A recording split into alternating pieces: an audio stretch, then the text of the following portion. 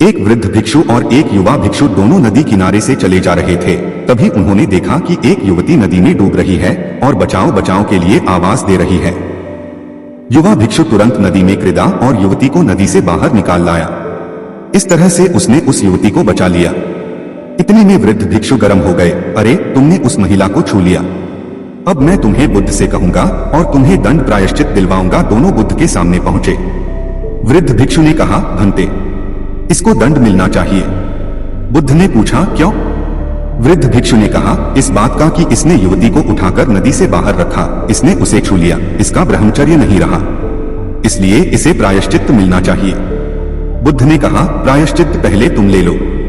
मैं किस बात का प्रायश्चित लूं? विस्मय से उसने पूछा। बुद्ध ने कहा, इसने तो उस महिला को उठाकर वहां ही रख दिया, पर तुम तो उसे अपने मानस में उठाकर यहाँ तक ले आए। तुम्हारे मन में अभी भी यह है, तुम इतनी देर से उसे ढो रहे हो, इसने तो वहां रखा और भूल भी गया। सुनो, मैं तुम्हें परिणामों की निर्मलता के लिए यह 4 उपाय बताता हूँ। हमेशा मन को स्वस्थ रखना, दूसरों के बारे में विकृत नहीं करना, इंद्रियों पर विजय प्राप्त करना, अच्छी संगति में रहना, प्रार्थना करना। गौतम बुद्ध के बचपन का नाम सिद्धार्थ था। सिद्धार्थ नाम का अर्थ होता है वह जिसने अपनी सभी इच्छाओं को पूरा किया। यह नाम उनके पिता राजा शुद्धोधन ने रखा था, क्योंकि जब बुद्ध का जन्म हुआ था तो सभी ज्योतिषियों और विद्वानों ने यह भविष्यवाणी की थी कि यह बालक बड़ा होकर एक महान सन्यासी बनेगा। परंतु बुद्ध के पिता राजा शुद्धोधन को यह बात अच्छी नहीं लगी। वे अपने पुत्र को एक महान राजा के रूप में देखना चाहते थे, न कि एक सन्यासी। वे नहीं चाहते थे कि उनका पुत्र फकीरों का जीवन जिए, इसलिए सिद्धार्थ के रहने की व्यवस्था विलासिता से पूर्ण की गई। उन्हें तरह तरह की सुख सुविधाओं से रखा गया, दुख की अनुभूति तक न होने दी। परंतु एक सन्यासी के लक्षण तो बचपन में ही दिख जाता है। वे बचपन से ही शांत और सरल स्वभाव के थे। दया और करुणा तो उनके मन में कूट कूट करके भरी है थी। अक्सर सिद्धार्थ एकांत में जाकर ध्यान मग्न रहा करते थे। एक दिन की बात है, सिद्धार्थ अपने उपवन में एक शांत जगह इसी प्रकार ध्यान मग्न थे, तभी एक घायल हंस उनके सामने आ गिरा, जिससे उनका ध्यान भंग हो गया। जब उन्होंने अपनी आंखें खोली तो देखा कि सामने एक सफेद हंस तीर के वार से बुरी तरह घायल पड़ा तड़प रहा है। उसे देखते ही सिद्धार्थ का मन द्रवित हो उठा और उन्होंने उसे तुरंत उठा लिया। धीरे धीरे वे हंस को सहलाने लगे और फिर पास के सरोवर में जाकर उसका घाव धोकर उसके शरीर से धीरे से तीर को निकाला। तीर निकालते ही वह दर्द से तड़प उठा। तब सिद्धार्थ उसे धीरे से सहलाते हैं और उसके घाव पर पट्टी बांध देते हैं। उसी समय एक ओर से कुछ शोर होता है और उधर से उनका चचेरा भाई देवदत्त आता हुआ दिखाई दे। सिद्धार्थ के हाथ में वह हंस देखकर बहुत खुश होता है और हंस लेने के लिए सिद्धार्थ के पास दौड़कर आ धमकता है। देवदत्त, सिद्धार्थ, यह हंस तुम्हारे पास है और मैं इसे कब से इधर उधर ढूंढ रहा था। यह मेरा शिकार है, अब जाकर मिला है। सिद्धार्थ, नहीं देवदत्त, यह हंस मेरा है।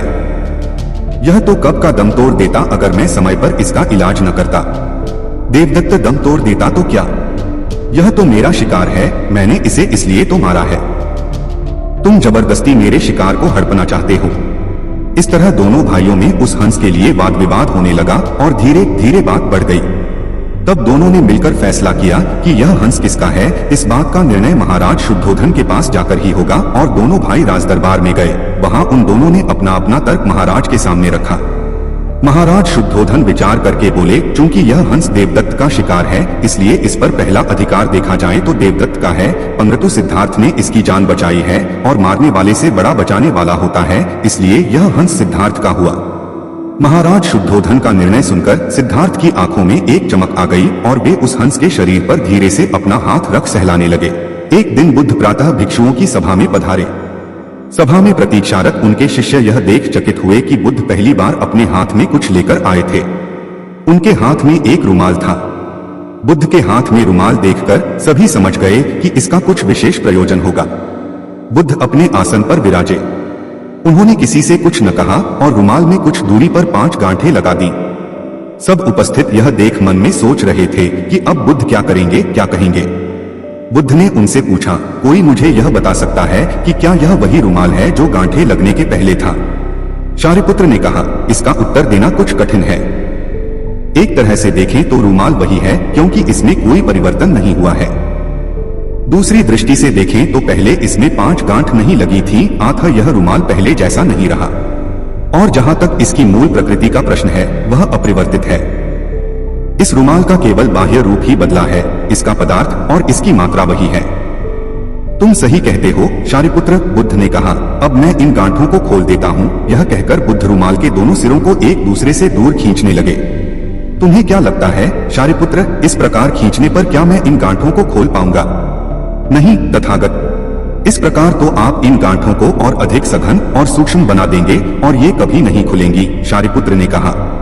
ठीक है, बुद्ध बोले, अब तुम मेरे अंतिम प्रश्न का उत्तर दो कि इन गांठों को खोलने के लिए मुझे क्या करना चाहिए?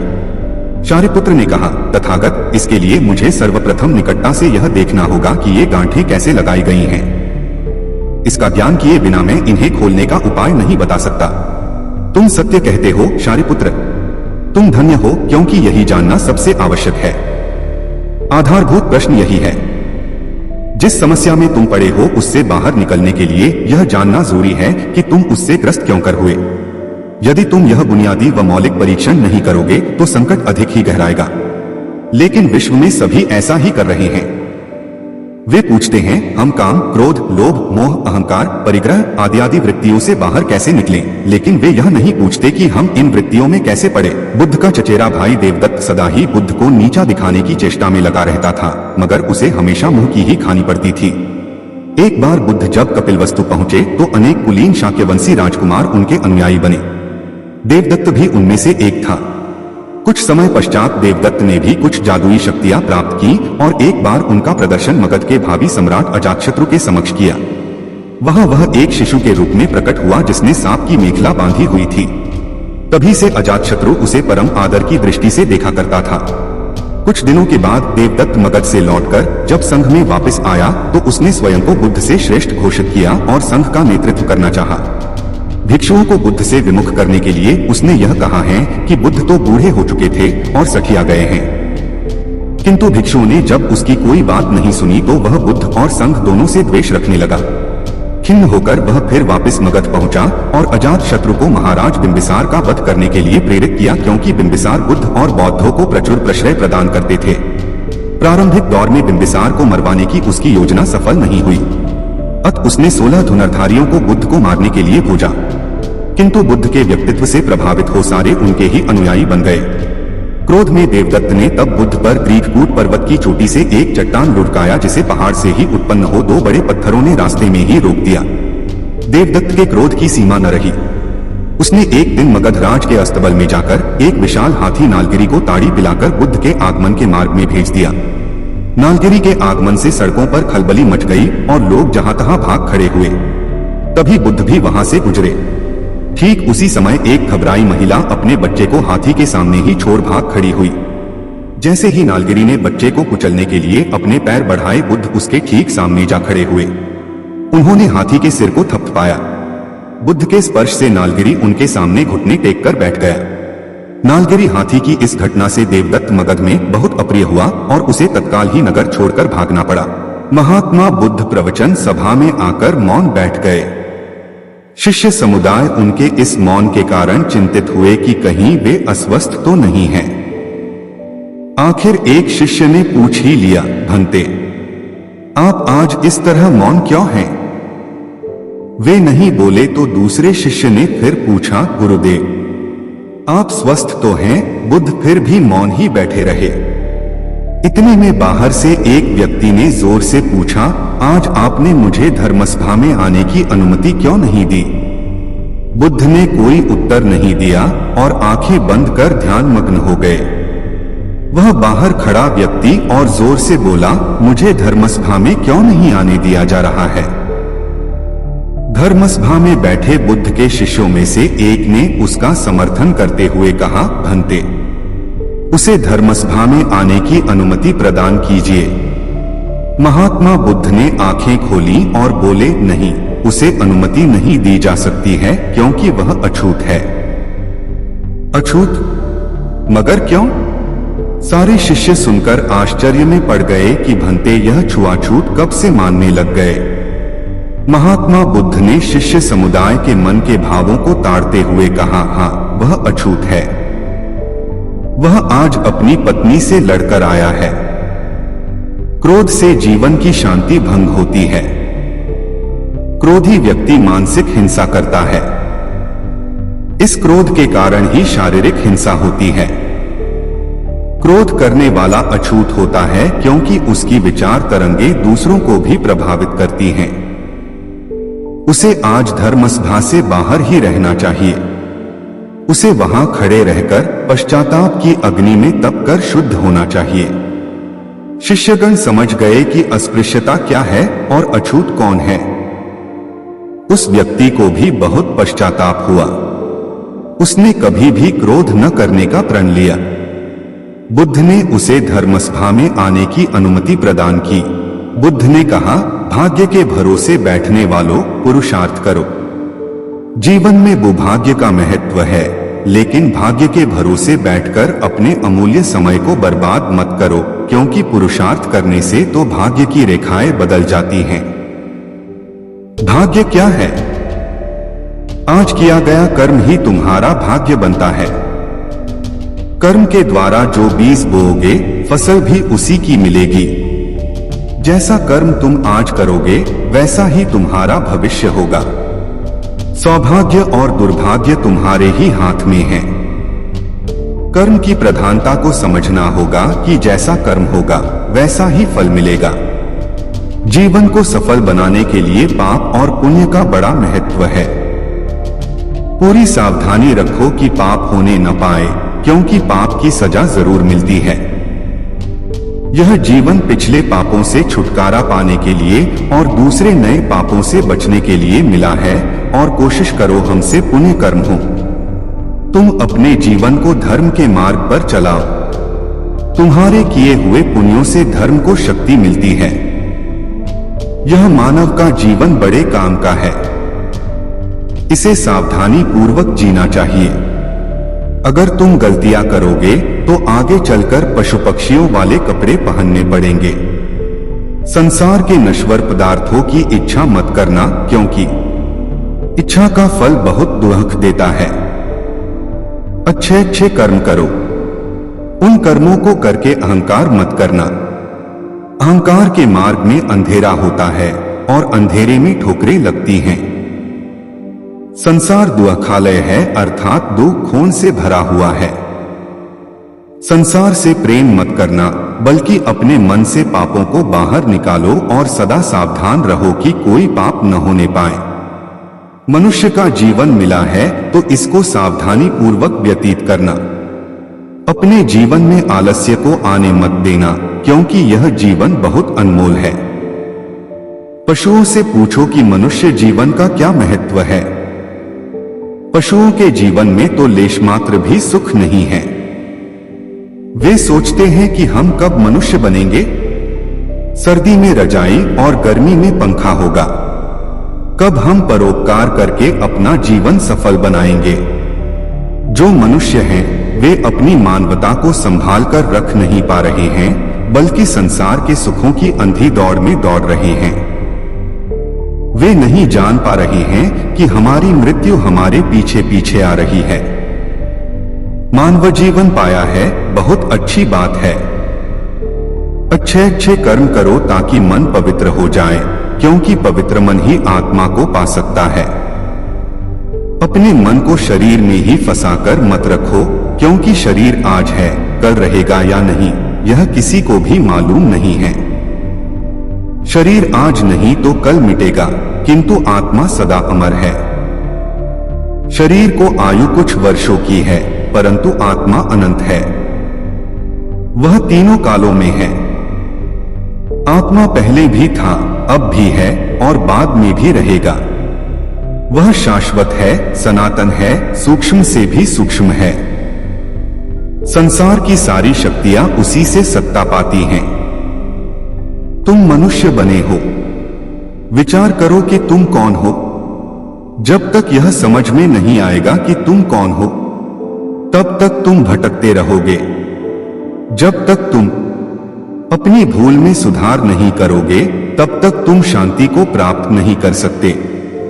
शांति को पाना है तो मन को पवित्र करके आत्मा का अनुभव कर लो। आत्मा में ही अनंत विश्राम है। यह शरीर कुछ समय के लिए मिला है। वास्तव में तुम आत्मा हो। तुम्हारा शरीर जिससे शक्ति पा रहा है वह आत्मा ही है और वही आत्मा तुम्हारे शरीर में मौजूद है। आत्मा को जानना, आत्मा को समझना, आत्मा को पाना, आत्मा का अनुभव करना और आत्मा का साक्षात्कार करना, यह सब मनुष्य शरीर के द्वारा ही संभव है। बस तुम सावधान हो जाओ कि मन में कोई गलत विचार आने न पाए। पहले मन में गलत विचार आता है, फिर वह विचार बलवान होने पर गलत कर्म करवा देता है। गलत कर्म का मतलब है पाप का जन्म हो जाना। बुद्ध ने कहा कि तुम्हारे जीवन के साथ साथ काल भी दौड़ रहा है। बचपन और यौवन कब निकल जाएंगे पता भी नहीं चलेगा। शरीर भी अनेक रोगों से घिरा रहता है। इस शरीर की शारीरिक और मानसिक दोनों प्रकार के रोगों से रक्षा करनी पड़ती है। रोग और भोग दोनों शरीर को निर्बल करते रहते हैं। रोगी और भोगी दोनों को ज्ञान अच्छा नहीं लगता। जिनका तन और मन स्वस्थ नहीं होता वे परमार्थ का लाभ नहीं उठा पाते। मनुष्य को चाहिए कि वह अपनी आयु रूपी संपदा का पूरा लाभ उठाए।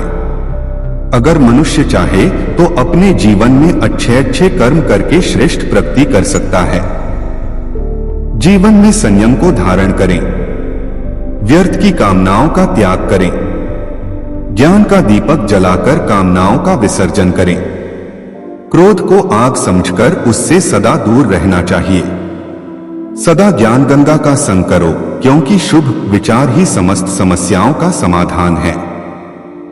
बुद्ध ने कहा कि अपने जीवन से सदा लोभ को दूर रखो, क्योंकि तुम्हारे बूढ़े होने पर भी लोभ बूढ़ा नहीं हो पाता और लोभ सदा भूखा ही रहता है, उसका पेट कभी भी नहीं भर पाता। अगर लोभ की वासना प्रबल है तो वह दूसरे जन्म में भी पीछा नहीं छोड़ती। जिस मनुष्य को लोभ अपने वश में कर लेता है उसका ज्ञान वह चुरा लेता है। लोभ को शांत करना है तो संतोष की शरण में जाना होगा। मोह के आकर्षण में मत आना, क्योंकि मोह से तुम्हारा मन बंध जाएगा और बंधा हुआ मन तुमको बहुत दुख देगा। मन के दुख का कारण है अज्ञान। मन में अगर अज्ञान है तो दुख खोन से कभी भी छुटकारा नहीं हो सकेगा। बस एक समय ज्ञान ही है जो तुमको परम शांति और मोक्ष दे सकता है। तुम अपने तन और मन में प्रेम तथा ज्ञान की ज्योति जला लो, फिर तुम्हारे जन्मजन्मांतर का अज्ञान मिट जाएगा। आज तुम मनुष्य जन्म को धारण करके बैठे हो, इसका मतलब यह है कि तुम शांति और मोक्ष के अति निकट हो। अब तुम संसार में रहकर भी संसार के लगाव में फंसना मत। संसार के अज्ञान से दूर रहना, क्योंकि वह तुमको बांध देगा। अपनी आत्मा का ध्यान करो, वह तुमको सर्व बंधनों से मुक्त कर देगा। बुद्ध ने कहा, भाग्य के भरोसे बैठने वालों, पुरुषार्थ करो। जीवन में भूभाग्य का महत्व है, लेकिन भाग्य के भरोसे बैठकर अपने अमूल्य समय को बर्बाद मत करो, क्योंकि पुरुषार्थ करने से तो भाग्य की रेखाएं बदल जाती हैं। भाग्य क्या है? आज किया गया कर्म ही तुम्हारा भाग्य बनता है। कर्म के द्वारा जो बीज बोओगे फसल भी उसी की मिलेगी। जैसा कर्म तुम आज करोगे वैसा ही तुम्हारा भविष्य होगा। सौभाग्य और दुर्भाग्य तुम्हारे ही हाथ में है। कर्म की प्रधानता को समझना होगा कि जैसा कर्म होगा वैसा ही फल मिलेगा। जीवन को सफल बनाने के लिए पाप और पुण्य का बड़ा महत्व है। पूरी सावधानी रखो कि पाप होने न पाए, क्योंकि पाप की सजा जरूर मिलती है। यह जीवन पिछले पापों से छुटकारा पाने के लिए और दूसरे नए पापों से बचने के लिए मिला है, और कोशिश करो हमसे पुण्य कर्म हो। तुम अपने जीवन को धर्म के मार्ग पर चलाओ। तुम्हारे किए हुए पुण्यों से धर्म को शक्ति मिलती है। यह मानव का जीवन बड़े काम का है। इसे सावधानी पूर्वक जीना चाहिए। अगर तुम गलतियां करोगे तो आगे चलकर पशु पक्षियों वाले कपड़े पहनने पड़ेंगे। संसार के नश्वर पदार्थों की इच्छा मत करना, क्योंकि इच्छा का फल बहुत दुख देता है। अच्छे कर्म करो, उन कर्मों को करके अहंकार मत करना। अहंकार के मार्ग में अंधेरा होता है और अंधेरे में ठोकरें लगती हैं। संसार दुखालय है, अर्थात दो खून से भरा हुआ है। संसार से प्रेम मत करना, बल्कि अपने मन से पापों को बाहर निकालो और सदा सावधान रहो कि कोई पाप न होने पाए। मनुष्य का जीवन मिला है तो इसको सावधानी पूर्वक व्यतीत करना। अपने जीवन में आलस्य को आने मत देना, क्योंकि यह जीवन बहुत अनमोल है। पशुओं से पूछो कि मनुष्य जीवन का क्या महत्व है। पशुओं के जीवन में तो लेश मात्र भी सुख नहीं है। वे सोचते हैं कि हम कब मनुष्य बनेंगे। सर्दी में रजाई और गर्मी में पंखा होगा। कब हम परोपकार करके अपना जीवन सफल बनाएंगे। जो मनुष्य हैं, वे अपनी मानवता को संभाल कर रख नहीं पा रहे हैं, बल्कि संसार के सुखों की अंधी दौड़ में दौड़ रहे हैं। वे नहीं जान पा रहे हैं कि हमारी मृत्यु हमारे पीछे पीछे आ रही है। मानव जीवन पाया है, बहुत अच्छी बात है। अच्छे अच्छे कर्म करो ताकि मन पवित्र हो जाए, क्योंकि पवित्र मन ही आत्मा को पा सकता है। अपने मन को शरीर में ही फंसाकर मत रखो, क्योंकि शरीर आज है, कल रहेगा या नहीं, यह किसी को भी मालूम नहीं है। शरीर आज नहीं तो कल मिटेगा, किंतु आत्मा सदा अमर है। शरीर को आयु कुछ वर्षों की है, परंतु आत्मा अनंत है। वह तीनों कालों में है। आत्मा पहले भी था, अब भी है और बाद में भी रहेगा। वह शाश्वत है, सनातन है, सूक्ष्म से भी सूक्ष्म है। संसार की सारी शक्तियां उसी से सत्ता पाती हैं। तुम मनुष्य बने हो, विचार करो कि तुम कौन हो। जब तक यह समझ में नहीं आएगा कि तुम कौन हो, तब तक तुम भटकते रहोगे। जब तक तुम अपनी भूल में सुधार नहीं करोगे, तब तक तुम शांति को प्राप्त नहीं कर सकते। शांति को पाना है तो मन को पवित्र करके आत्मा का अनुभव कर लो। आत्मा में ही अनंत विश्राम है। यह शरीर कुछ समय के लिए मिला है। वास्तव में तुम आत्मा हो। तुम्हारा शरीर जिससे शक्ति पा रहा है, वह आत्मा ही है, और वही आत्मा तुम्हारे शरीर में मौजूद है। आत्मा को जानना, आत्मा को समझना, आत्मा को पाना, आत्मा का अनुभव करना और आत्मा का साक्षात्कार करना, यह सब मनुष्य शरीर के द्वारा ही संभव है। बस तुम सावधान हो जाओ कि मन में कोई गलत विचार आने न पाए। पहले मन में गलत विचार आता है, फिर वह विचार बलवान होने पर गलत कर्म करवा देता है। गलत कर्म का मतलब है पाप का जन्म हो जाना। बुद्ध ने कहा कि तुम्हारे जीवन के साथ साथ काल भी दौड़ रहा है। बचपन और यौवन कब निकल जाएंगे पता भी नहीं चलेगा। शरीर भी अनेक रोगों से घिरा रहता है। इस शरीर की शारीरिक और मानसिक दोनों प्रकार के रोगों से रक्षा करनी पड़ती है। रोग और भोग दोनों शरीर को निर्बल करते रहते हैं। रोगी और भोगी दोनों को ज्ञान अच्छा नहीं लगता। जिनका तन और मन स्वस्थ नहीं होता, वे परमार्थ का लाभ नहीं उठा पाते। मनुष्य को चाहिए कि वह अपनी आयु रूपी संपदा का पूरा पूरा लाभ उठाए। अगर मनुष्य चाहे तो अपने जीवन में अच्छे अच्छे कर्म करके श्रेष्ठ प्रगति कर सकता है। जीवन में संयम को धारण करें। व्यर्थ की कामनाओं का त्याग करें। ज्ञान का दीपक जलाकर कामनाओं का विसर्जन करें। क्रोध को आग समझकर उससे सदा दूर रहना चाहिए। सदा ज्ञान गंगा का संग करो, क्योंकि शुभ विचार ही समस्त समस्याओं का समाधान है। बुद्ध ने कहा कि अपने जीवन से सदा लोभ को दूर रखो, क्योंकि तुम्हारे बूढ़े होने पर भी लोभ बूढ़ा नहीं हो पाता और लोभ सदा भूखा ही रहता है, उसका पेट कभी भी नहीं भर पाता। अगर लोभ की वासना प्रबल है तो वह दूसरे जन्म में भी पीछा नहीं छोड़ती। जिस मनुष्य को लोभ अपने वश में कर लेता है, उसका ज्ञान वह चुरा लेता है। लोभ को शांत करना है तो संतोष की शरण में जाना होगा। मोह के आकर्षण में मत आना, क्योंकि मोह से तुम्हारा मन बंध जाएगा और बंधा हुआ मन तुमको बहुत दुख देगा। मन के दुख का कारण है अज्ञान। मन में अगर अज्ञान है तो दुख खोन से कभी भी छुटकारा नहीं हो सकेगा। बस एक समय ज्ञान ही है जो तुमको परम शांति और मोक्ष दे सकता है। तुम अपने तन और मन में प्रेम तथा ज्ञान की ज्योति जला लो, फिर तुम्हारे जन्मजन्मांतर का अज्ञान मिट जाएगा। आज तुम मनुष्य जन्म को धारण करके बैठे हो, इसका मतलब यह है कि तुम शांति और मोक्ष के अति निकट हो। अब तुम संसार में रहकर भी संसार के लगाव में फंसना मत। संसार के अज्ञान से दूर रहना, क्योंकि वह तुमको बांध देगा।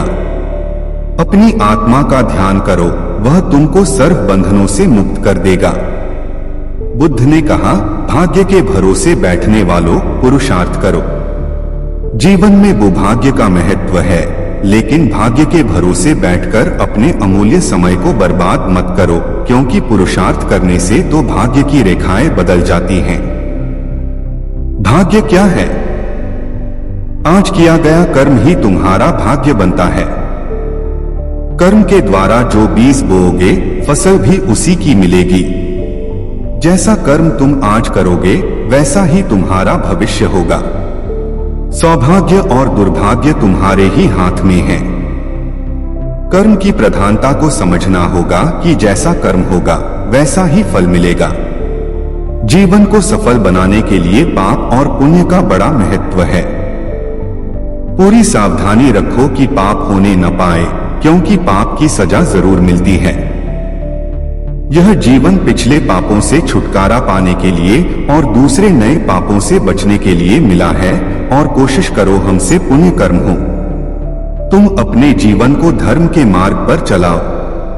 तुम्हारे किए हुए पुण्यों से धर्म को शक्ति मिलती है। यह मानव का जीवन बड़े काम का है। इसे सावधानी पूर्वक जीना चाहिए। अगर तुम गलतियां करोगे तो आगे चलकर पशु पक्षियों वाले कपड़े पहनने पड़ेंगे। संसार के नश्वर पदार्थों की इच्छा मत करना, क्योंकि इच्छा का फल बहुत दुख देता है। अच्छे अच्छे कर्म करो। उन कर्मों को करके अहंकार मत करना। अहंकार के मार्ग में अंधेरा होता है और अंधेरे में ठोकरें लगती हैं। संसार दुखालय है, अर्थात दुख खून से भरा हुआ है। संसार से प्रेम मत करना, बल्कि अपने मन से पापों को बाहर निकालो और सदा सावधान रहो कि कोई पाप न होने पाए। मनुष्य का जीवन मिला है तो इसको सावधानी पूर्वक व्यतीत करना। अपने जीवन में आलस्य